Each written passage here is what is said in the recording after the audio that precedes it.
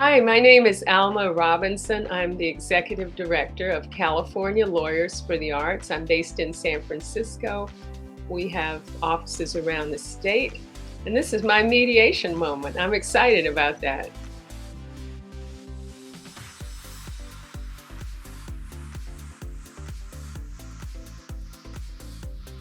I was invited to talk about how I'm involved with NAFCM and to describe some of the work that we're doing.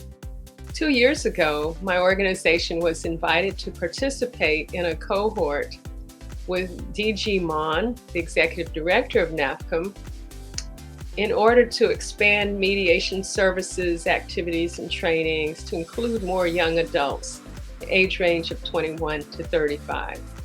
I was very excited about doing this work because I started as a mediator when I was in that cohort back in 1980. I was asked to set up our mediation program for what was then Bay Area Lawyers for the Arts. Now it's California Lawyers for the Arts. After a number of months of discernment, which included interviews with civic leaders, youth organization leaders, youth, young adults, and others, we landed on a collaborating organization, which was confirmed by NAFCM and DG Mon, called Hip Hop for Change, which we are collaborating with to help them design mediation programs, training activities, and use of mediation by all their staff and street canvassers. One of their main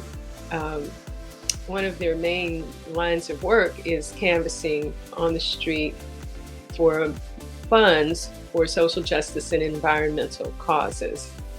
So they are in a position to see a lot of conflict on our streets in the Bay Area where they do this work. And we're coming up with a concept called street mediation to help them with the tools they can use to provide conflict resolution on the streets when they see disagreements or fights breaking out. We want them to do this, of course, with safety in mind and the ability to call for additional help if needed. But in my own experience, I've been able to diffuse some street situations.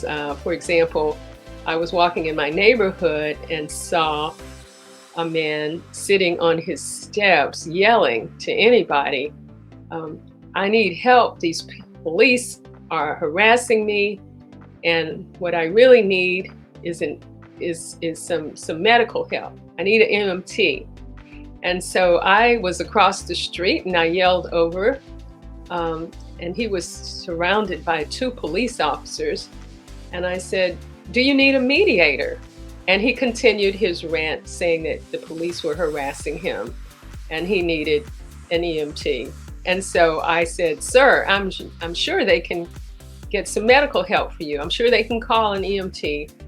And the woman police officer stepped aside, got on her cell phone, and 3 minutes later, an ambulance drove up. They strapped him on a gurney and put him in the back, and he was able to get the medical assistance he needed. So I thought, well, this is street intervention, and this is something that was exciting to our organization and also to the people at Hip Hop for Change.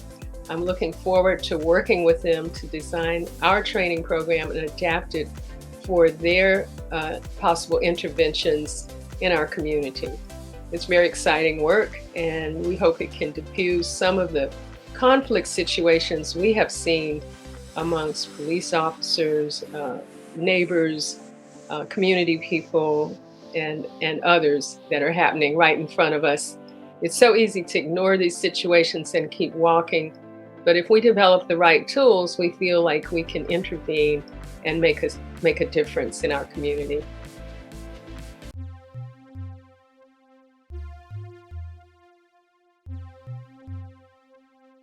Our organization has been a part of NAFCM for several years, and I am continually fascinated by the different kinds of resources, including webinars, the latest books and materials,